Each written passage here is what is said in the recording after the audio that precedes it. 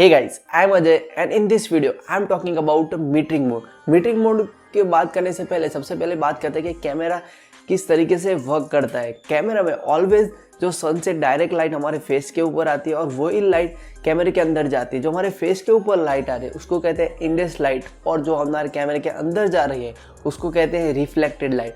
और camera reflected light से ही हमें एक्सपोजर देता है, लेकिन कई बार हमें प्रॉपर एक्सपोजर रीडिंग नहीं मिलता। उसके लिए हमें डिफरेंट अलग टाइम के जो मीटरिंग मोड है उसका यूज करना पड़ता है। समटाइम हमारी image dark to bright and bright to dark में कन्वर्ट हो जाती है। डिफरेंट लाइटिंग सिचुएशन में हमें अलग अलग तरीके के मीटरिंग मोड का यूज करना पड़ता है। And in this video I am talking about 3 metering mode. तो बिना wasting time let's get started.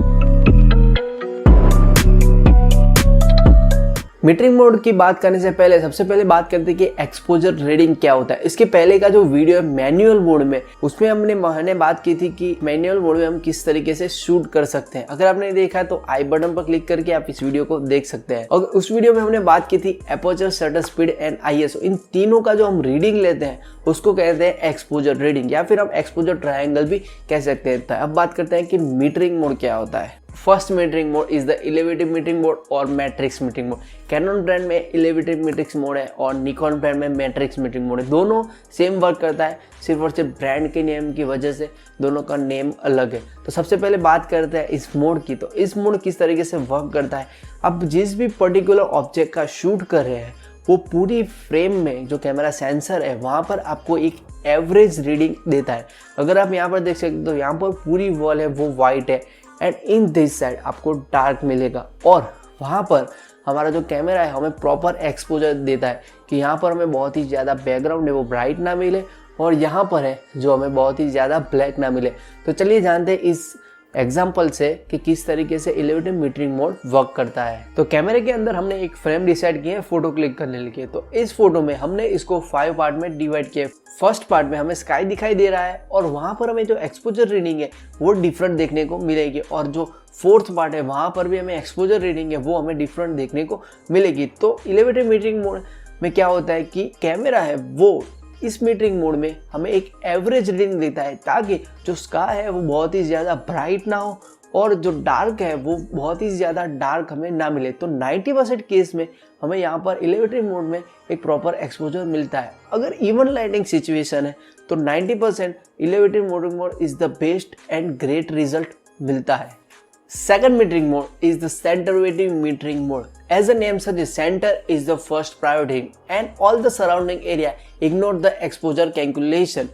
तो इस मीटरिंग मोड में जब आप शूट करते हैं तब आपको एक सेंटर, एक सर्कल दिखाई दे रहा होगा और उसी सर्कल से कैमरा है वो एक्सपोजर रीडिंग देता है और बाकी का जो एरिया है वो इग्नोर करता है। तो इस मीटरिंग मोड में अगर आपका सब्जेक्ट है वो सेंटर में खड़ा है तो वहाँ पर आपको प्रॉपर एक्सपोजर के लिए आपको सेंटर वेटिव मीटरिंग मोड का यूज़ करना पड़ेगा। अगर आपका सब्जेक्ट है वो सेंटर से राइट या लेफ्ट साइड में तब आपको प्रॉपर एक्सपोजर नहीं मिलेगा। अगर आपका सब्जेक्ट सेंटर में खड़ा है और उसको ही आप प्रॉपर एक्सपोजर में लाना चाहते हैं तब आपको सेंटर वेटिव मीटरिंग मोड का यूज़ करना पड़ेगा। लेकिन इस मीटरिंग मोड में अगर आपका सब्जेक्ट सेंटर में वो तो आपको प्रॉपर एक्सपोजर में मिलेगा, लेकिन आपका जो बैकग्राउंड है वो आपको डार्क या बहुत ही ज़्यादा ब्राइट देखने को मिलेगा depending of the lighting situation. आप किस लाइटिंग सिचुएशन में शूट कर रहे हैं, लेकिन आपका जो सब्जेक्ट है वो आपको प्रॉपर एक्सपोजर में मिलेगा।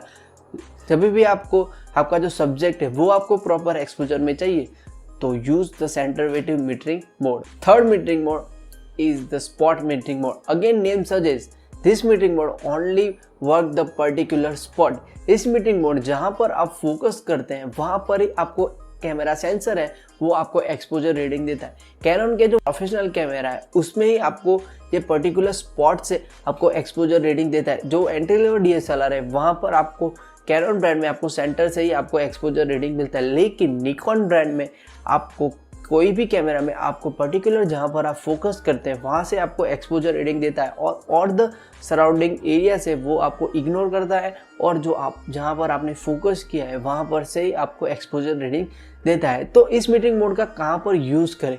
अगर आपकी पूरी फ्रेम में आपका जो सब्जेक्ट है वो बहुत ही स्मॉल अमाउंट में है और वहाँ पर आपको प्रॉपर एक्सपोजर चाहिए तब स्पॉट मीटरिंग मोड का यूज कर सकते हैं। इस मीटरिंग मोड में आपका जो स्मॉल अमाउंट में जो आपका सब्जेक्ट है वो आपको प्रॉपर एक्सपोजर में देखने को मिलेगा। तो काफी लोगों का ये मानना है कि जो मीटरिंग मोड है वो मैनुअल मोड में सही तरीके से वर्क नहीं करता, लेकिन ये बहुत ही गलत बात है।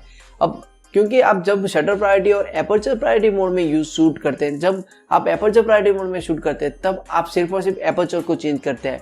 ISO और शटर स्पीड कैमरा खुद कैलकुलेशन करता है और उसके हिसाब से आपका जो मीटरिंग मोड है वो 0 पर ही होता है। शटर प्रायोरिटी मोड में आप सिर्फ और सिर्फ शटर स्पीड चेंज करते हैं और एपर्चर और ISO वो कैमरा खुद डिसाइड करता है, जिसकी वजह से आपका जो एक्सपोजर है वो आपको 0 पर ही देखने को मिलेगा और वहां पर आपको प्रॉपर एक्सपोजर भी मिल जाता होगा। लेकिन मैनुअल मोड में आपको ये तीनों सेटिंग आपको खुद करना पड़ता है और वहां पर थोड़ी सी आपको डिफिकल्टी मिलती होगी कि आपको जो एक्सपोजर है वो आपको 0 पर देखने को नहीं मिलेगा। आई होप आपको ये वीडियो अच्छा लगा। अगर वीडियो अच्छा लगा तो press the like button, subscribe to the channel और आप हमें इंस्टाग्राम पर भी फॉलो कर सकते हैं। इंस्टाग्राम की लिंक आपको डिस्क्रिप्शन में मिल जाएंगे।